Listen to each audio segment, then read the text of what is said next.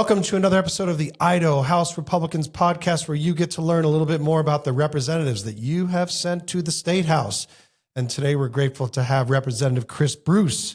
And Chris represents Legislative District 23, and he's in Seat A, and he's in his first term. Welcome to the Idaho House Republican podcast, Chris Bruce. Hey, thanks for having me. Glad we were able to finally nail this. Yeah, right. Well, you were sick and then busy. You know, you're doing your job here. You have JFAC. It's pretty busy, you know. Yeah, let me tell you a little bit about Chris. He's been a mortgage broker since 2001. Is that right? Sir. And you moved here from Georgia. What year did you move here? We've been here for just over a decade. So there you go. He's on CUNA City Council. In fact, he's the president of the council, and he's on the board of the CUNA Chamber of Commerce. He's a leukemia survivor. Amazing story about that. And he's been married to his lovely wife, Kirsty, for 21 years. She serves on the CUNA school board. And you have two teenage boys, one Maddox and one Paxton. Maddox being named for the great pitcher on the Braves, and Paxton for who? Paxton. Just yeah. Paxton. Yeah. But another X name. And thank you for joining us again, Representative Chris Bruce. Yeah, and just one clarification. I was on the Chamber of Commerce board. Oh, what did I say? Yeah. I was. That was previously. That's one of my. Okay. One thing I did. So let's talk a little bit about, first, we like to start with your district. So you represent District 23. Where is District 23, and what do people in District 23 care about issues-wise here at the State House? So District 23 is South Canyon, South Ada, all of Oahe, CUNA, Hubbard South. So if you know where Hubbard Road is and south, so it encompasses just south of Lake Lowell, and then all of Oahe, so all the way down to the bottom of the state.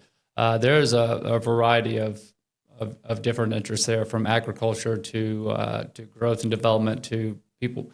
I mean, you name it, we probably have it all in our district. So you have a little urban, you have a little agriculture. You do have some varied interests there. Yeah, it does. So let's talk about the fact you're a freshman, right? So why did you decide to run for the State House 2 years ago?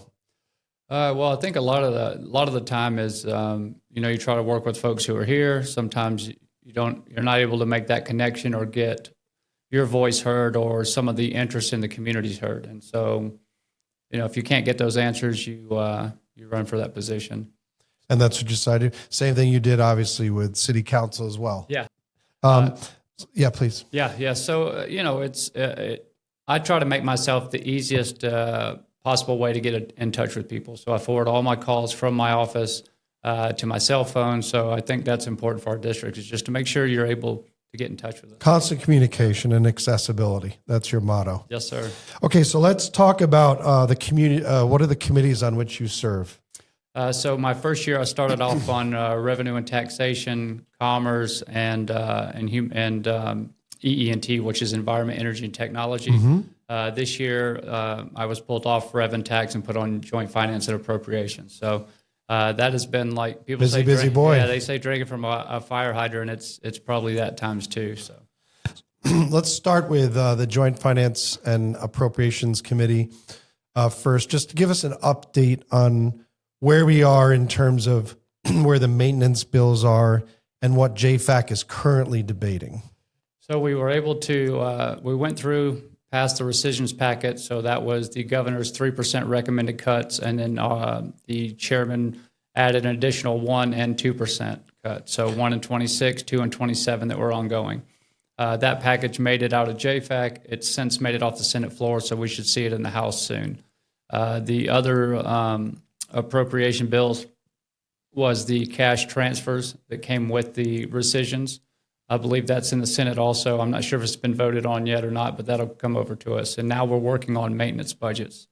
We have several that have already come out of committee. They'll go back to LSO to have them drafted, and then they'll hit either the Senate floor or our floor. So we're working on enhancement budgets now, which has been a big fight. But also we have, our work group. So a lot of folks don't realize we have our committee meeting, and then as soon as we leave that, we go into our work groups also. So they have different legislators broke out in different groups. My work group is general government, and then also health and welfare, which health and welfare is the biggest budget that we have. It's $6 billion.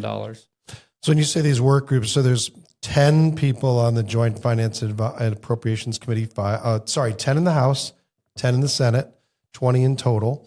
And so the work group is like, is it a subsection of those 20 people, a certain number from the Senate, certain number from the House? Is that how that works? Correct. Yeah, they'll pick certain. You'll have so many Senate members, so many House members, and they'll put each of them on budgets. And the goal with that is just to kind of work through the budgets as you can, and then once they make it to the floor, you can explain either what your motions are or and people are digging into those budgets.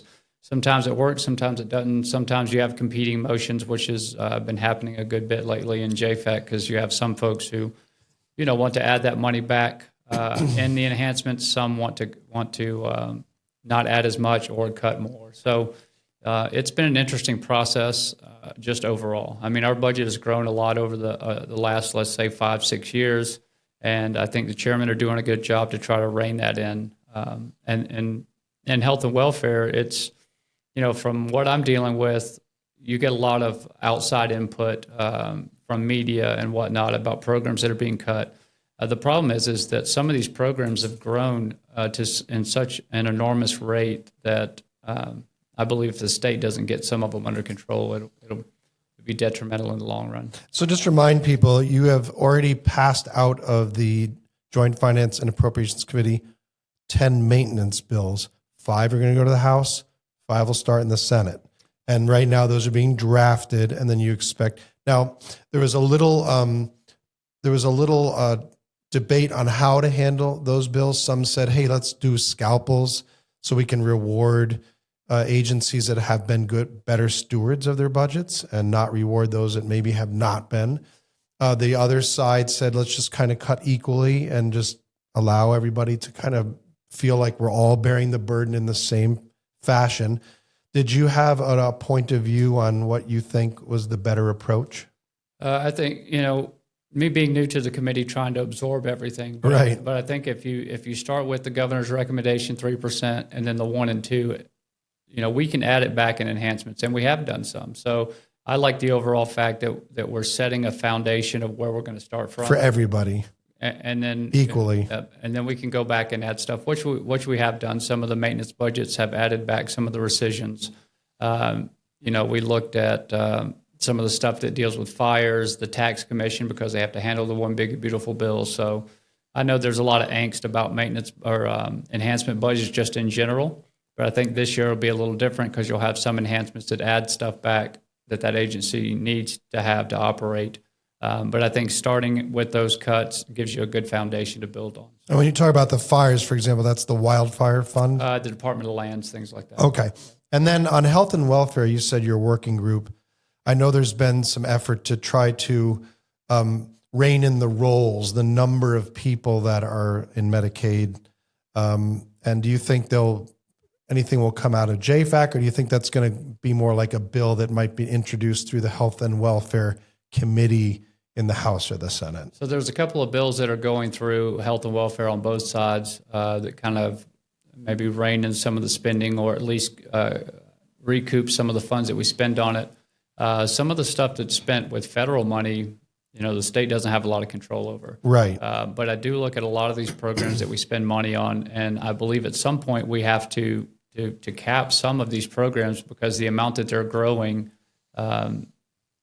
is more than I think it should, and we want to prioritize. So a lot of times you hear is that people with disabilities are being kicked off or they're not. But I think the folks who really need those benefits, we want to make sure that money gets to them, 100%, and not to people who able-bodied can work. Right. If you look back at the Medicaid expansion, we heard in committee that there's about 89,000 able-bodied, no dependent individuals on that. I get calls from business owners all the time, and their concern is they can't get people to work all the hours that they need because they want to stay on the benefit. So has the government kind of created this problem now where folks are limiting their self-hours or not working to their full potential so that they can stay on the benefits. So we want to make sure that people who are able to work can work and build our economy into a better spot, and the people who need the benefits are able to get them. We should tell everybody that when you're on the Joint Finance and Appropriations Committee, it is a sacrifice. You are here every day, 7 o'clock, 8 o'clock, and you're there every day of the session, almost all the way to the bitter end. So thank you for taking that on. Yeah, it's now our meetings start at 7 in the morning, so I get here anywhere between 6:15, 6:20. We finish that JFAC meeting, go to our work groups, come to the floor, leave the floor, and we've had work groups where we work through lunch, and we've also had work groups that have met in the afternoon as well. So it's like a lifetime commitment. Right, and then of course you hustle off to your afternoon committees, Right. which are the Commerce and Human Resources and Environmental Energy and Technology. So there's not a lot of rest for Representative Chris Bruce. That's the point. Hey, Chris, let's talk about you. Obviously, are a leukemia survivor. Right. So you are particularly interested in some medical issues that maybe you have a unique perspective on, others don't. So let's talk about a couple of House bills that you are particularly interested in. One's House Bill 528 that deals with blood transfusions. Yep. What does that bill do? What is the problem that you see it solving? That bill deals with blood transfusions, and it's called direct donation or self-donation. Federally, it's legal. The problem is you've had instances where people in Idaho had wanted to use that program, where they either donate their own blood for a future procedure, or if they know someone who they approve of their lifestyle, or they know their lifestyle choices, they can donate the blood for them for their procedure. The problem is we've had people have to leave the state. They haven't been able to make that happen. With it being legally federally, we just essentially took the same law that is federally allowed, and we just put it in Idaho code, because we don't want people being denied arbitrarily. And if you read the bill, there are instances that it can be denied if it's a health risk for you or the donor, if there's not enough time to have the blood donated before your procedure, or if it's an emergency. So it's not carving out any corners or not. It's just saying, hey, this is already legal. We're going to do it in the state. And you should have heard the testimony of folks who came into the committee and had these instances, even doctors, where they tried to have multiple patients of theirs go through this process and just couldn't find a way to access it. So are you saying that if you know your procedure is coming up, or you can actually donate your own blood, right, before the procedure, yep, use it in your transfusion, or if someone has the same blood type you, that knows you, that wants to support you, can specifically donate blood for your procedure. Right. And right now that is not permitted or not codified in a precise manner here in Idaho, and you want to make sure it is. Yep. And it, like I said, the battle that you get right now is that it is legal federally, but we have several instances where people have to leave the state because they couldn't get an answer. And if you read the bill, it's just saying we're going to allow what is legal federally. We're going to put it in our code, and then hopefully that will, they get a reason why they're being denied for the blood transfusion. And that looks like it went through the House 5217-1. Yep, we made it out of the House Health and Welfare Committee, made it off the floor, made it out of the Senate Health and Welfare, so it's on the third reading on the Senate side. Okay, so that vote should come up any day. Yeah, I think they, just like the House, they'll do Senate bills first, so House bills are on the bottom. So once they get to it, hopefully it makes it off that floor and heads to the governor. Praise God. Okay, let's talk about House Bill 648.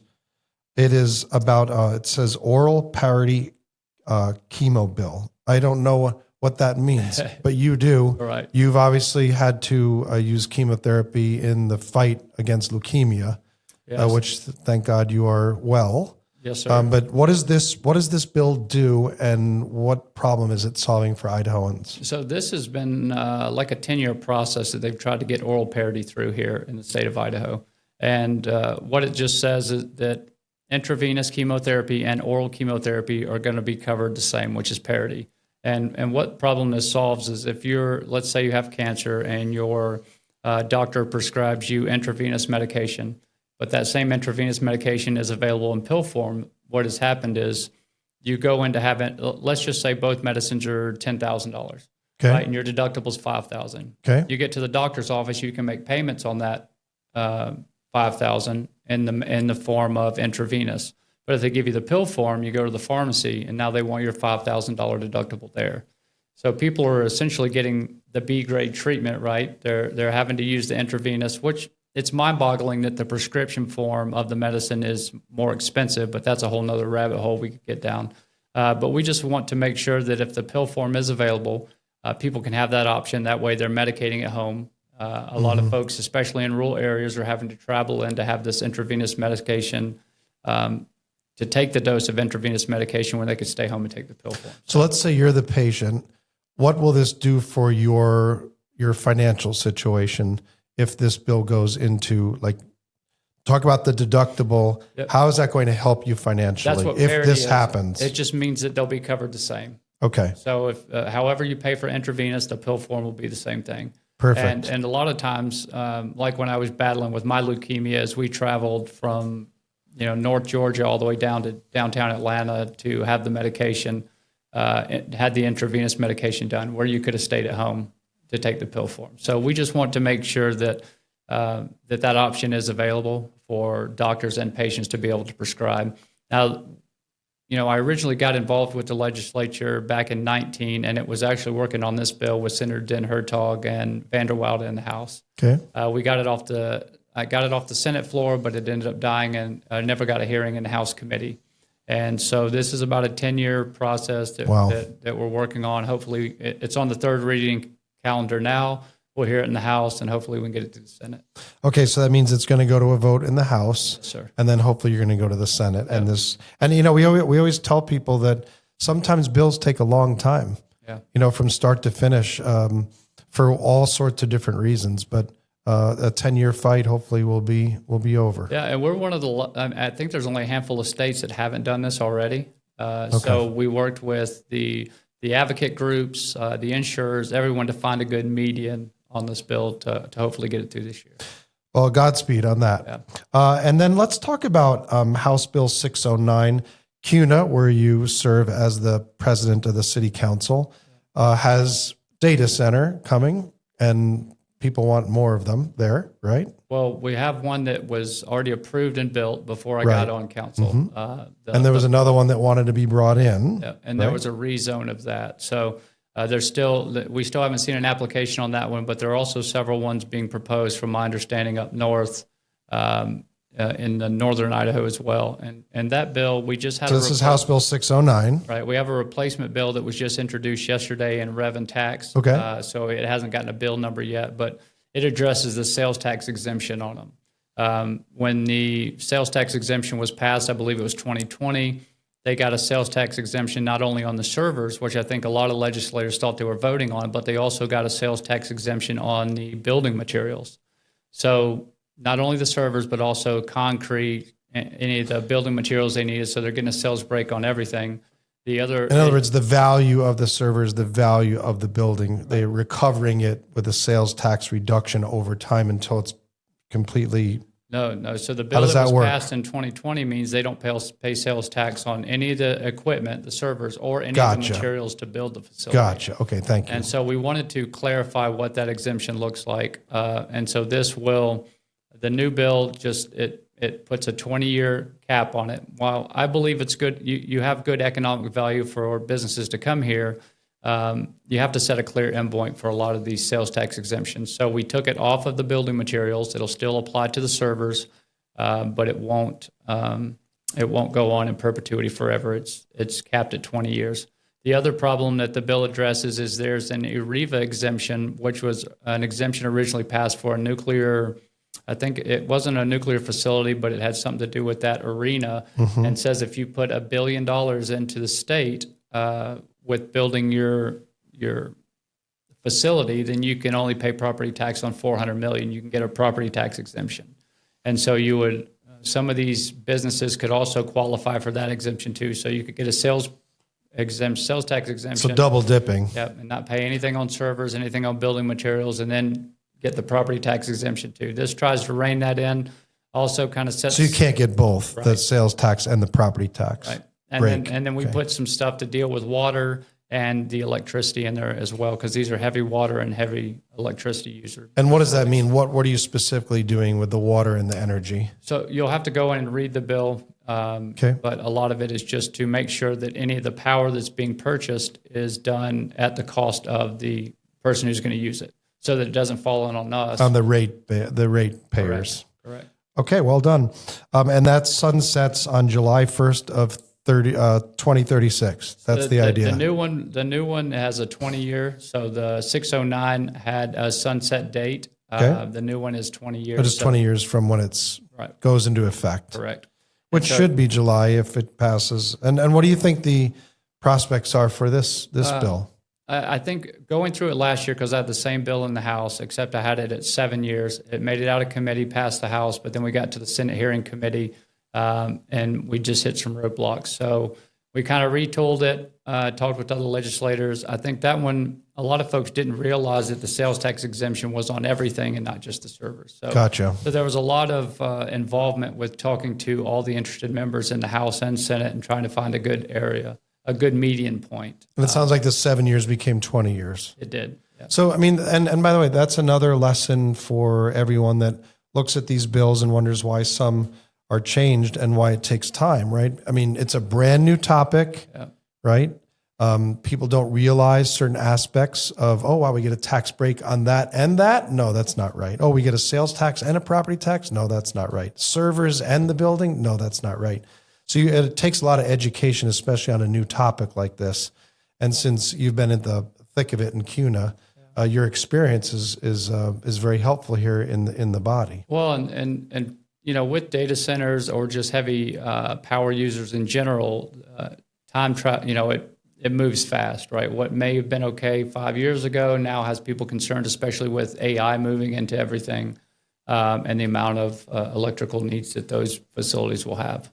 I do have one other bill that. Oh, tell me about that. That you'll have a hearing for. I believe it's Wednesday. It deals with it's called cash pay. So when you go in and have a medical service provided, they give you the cash price and the insurance price. You get to pick, and then you can also use that payment towards your deductible. Some places where you go and have the procedures done kind of already let you use cash or insurance if you have insurance. Some places, if you have insurance already, will not give you a cash price. So hopefully it'll handle that as well. So. Well, I think what's interesting is that a lot of times you'll go in and say, I'd like to pay in cash, and you get the cash price, but you don't know what the other price is, and vice versa. Right? So what you're saying is it's a transparency bill where you're going to be presented with both, and then you can choose. And then whatever one you choose will go towards your deductible. Correct. Okay. And what committee is that in? That'll be in business. Business committee. Okay. Well, Godspeed on that too. Yeah. So. Hey, we just want to thank Representative Chris Bruce, who represents Legislative District 23 in Seat A. He's in his first term. We thank you for joining us on the Idaho House Republicans podcast. Before we sign off, as we always say, God bless the great state of Idaho. And thank you once again, Representative Chris Bruce. Yeah, thank you for having me, and glad we were able to finally nail this down. I always enjoy chatting with you. We're as blessed as well. Thank you. Thank you. Sunrise on the Snake River Plain, red, white, and blue in the window pane. Work boots dusty from yesterday, but we're back at it the Idaho way.